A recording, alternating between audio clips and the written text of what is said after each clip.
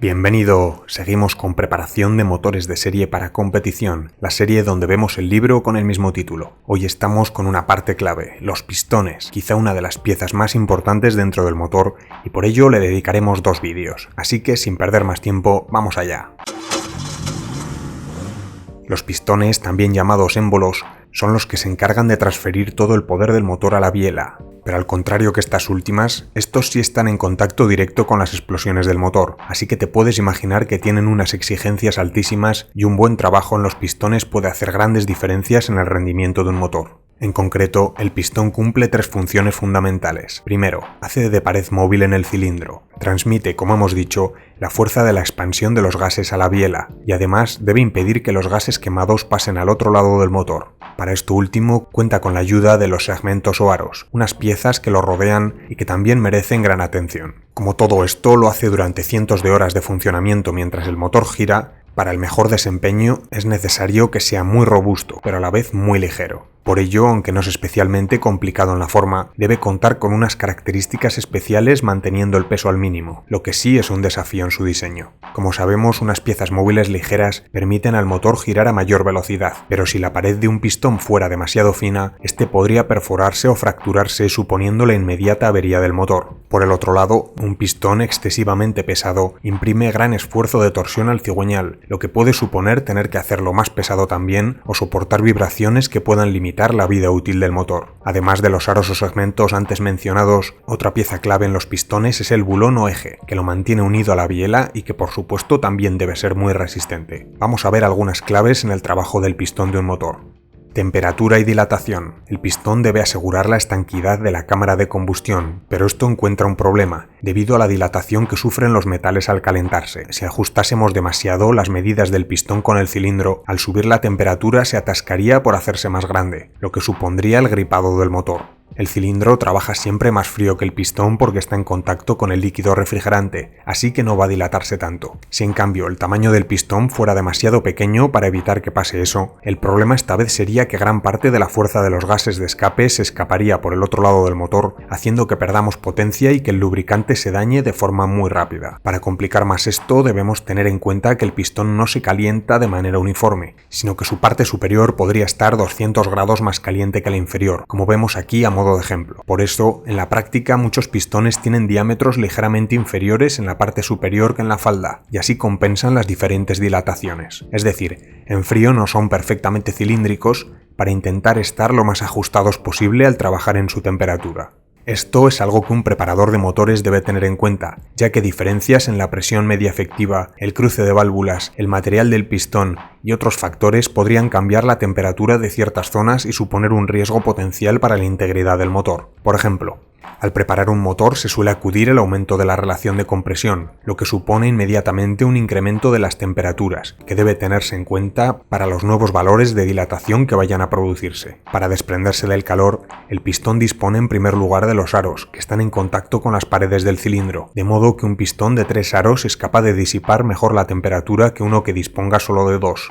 También el cruce de las válvulas, que es el tiempo en el que coinciden abiertas las válvulas de admisión y escape, tiene gran afectación a la temperatura, ya que cuanto mayor es este, mayor es la circulación de gases frescos en el interior de la cámara y mayor la cantidad de calor robada a la parte alta del pistón. El material del pistón también juega un papel importante aquí, siendo las aleaciones de aluminio las que mejores resultados de conductividad térmica presentan y son muy utilizados en motores de serie. En motores de competición se suele acudir a los pistones forjados, que tienen mayor resistencia y se fabrican sometiendo el metal en estado semilíquido a una gran presión en una prensa que le da la forma. Así se consigue un material más homogéneo con una estructura más densa y compacta. Estos pistones forjados pueden llegar a ser un 70% más resistentes que unos de fundición, donde el material se vierte en un molde por gravedad. Optar o no por unos pistones forjados suele atender al reglamento de la competición o al presupuesto del preparador, ya que su precio suele ser bastante más alto que unos convencionales. Dimensiones de los pistones. En esta tabla podemos ver las dimensiones de las diferentes partes del pistón en relación a su diámetro, para vehículos comerciales de serie. Para reducir su peso es frecuente intentar quitar material de zonas que no supongan pérdida de resistencia e incluso mejoren su refrigeración. Se puede en ocasiones hasta mejorar sus condiciones de rendimiento mecánico y térmico. Esto lo veremos un poco más adelante. Las cotas principales del pistón son su longitud.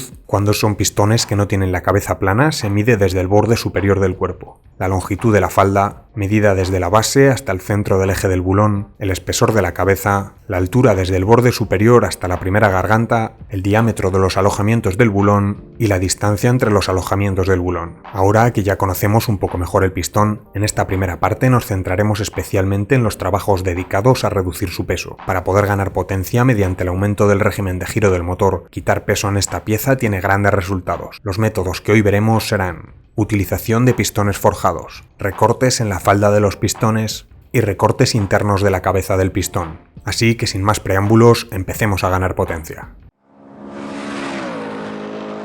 Utilización de pistones forjados. El primer paso para rebajar pesos sería sustituir los pistones de fundición de serie por unos forjados, o si estos ya lo fueran, por unos de mayor calidad en su aleación o proceso de fabricación. Aunque son más densos que los normales, su gran resistencia permite en casos que el espesor de sus paredes sea menor y al final estar utilizando menos masa total. Además, si el pistón no está especialmente diseñado para nuestra aplicación, todavía sería posible retirar más material tanto de sus paredes internas como de la zona interior de la cabeza. Aunque a veces la reducción de peso sea limitada, cualquier gramo que podamos retirar de los pistones supondrá una mejora muy bienvenida de cara a conseguir que un motor gire más rápido. Aunque solo sea un gramo por pistón, en un motor de 4 cilindros girando a 7000 revoluciones por minuto sería el equivalente a estar haciéndole mover 0,93 kilogramos menos por segundo. Ten en cuenta que en cada revolución está subiendo y bajando ese gramo, en cada uno de los 4 pistones, y hace esto 7000 veces por minuto. Por ello es tan importante reducir el peso del tren alternativo.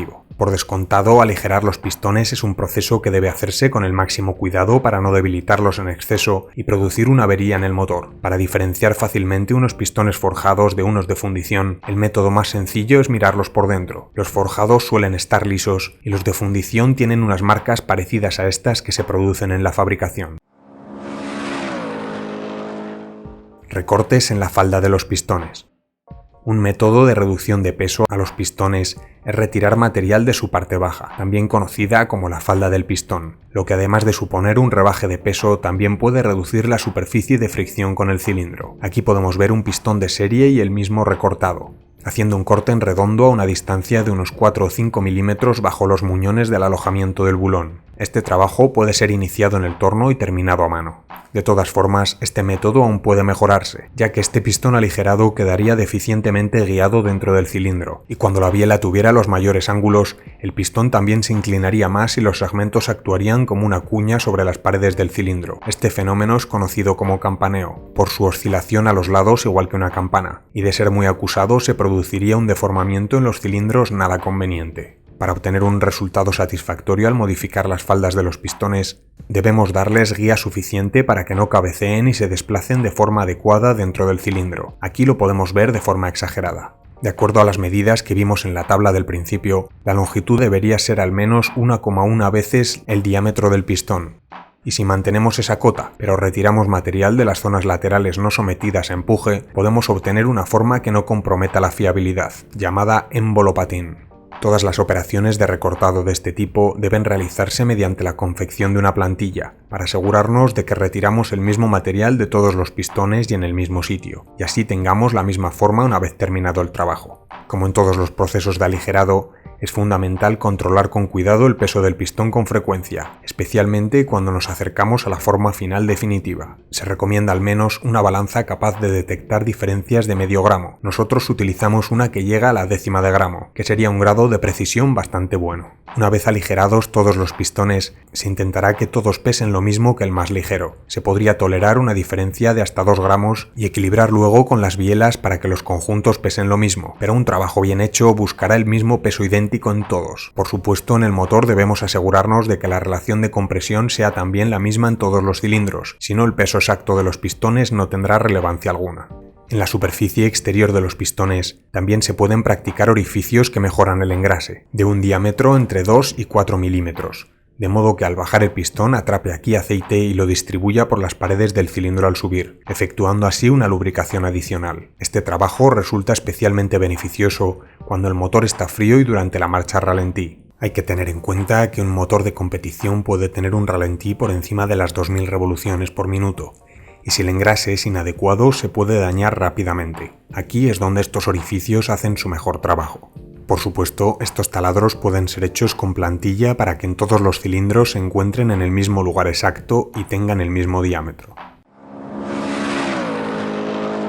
Recortes de la cabeza del pistón. Otra zona de posible aligerado es la parte interna de la cabeza del pistón. Aquí lo primero es retirar el material excedente que queda en la producción, que los fabricantes no siempre retiran. En este trabajo es fundamental cuidar siempre de que las líneas resultantes tengan forma de bóveda, ya que es la forma más resistente, y evitar los ángulos rectos. Por esto, donde haya cantos vivos, podremos siempre retirar material redondeando sin miedo de reducir la resistencia, que podría incluso aumentar, mientras además aligeramos el pistón. Puedes ver en los dibujos a qué material nos estamos refiriendo. Para estos trabajos se aconseja utilizar una fresa en un taladro de columna, de modo que podamos tener una referencia exacta del avance y así la garantía de retirar el mismo material a todos los pistones. Por supuesto, durante esta tarea es fundamental controlar el peso del pistón con frecuencia para evitar excedernos, lo que podría provocar la inutilización del pistón. Si se tiene mucha práctica en este trabajo, también puede ser realizado con una broca, aunque el resultado podría no ser tan preciso, especialmente en formas redondeadas complicadas.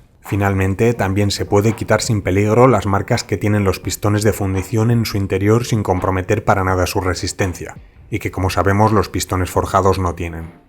Bueno, pues hasta aquí la primera parte dedicada a los pistones. Aún nos quedan unos temas muy interesantes, tanto en los propios pistones como en los segmentos y los ejes o bulones, así que no te lo pierdas. Para cualquier consulta o sugerencia puedes dejar un comentario en el último vídeo que siempre lo reviso a diario. Muchas gracias por la atención y un gran saludo.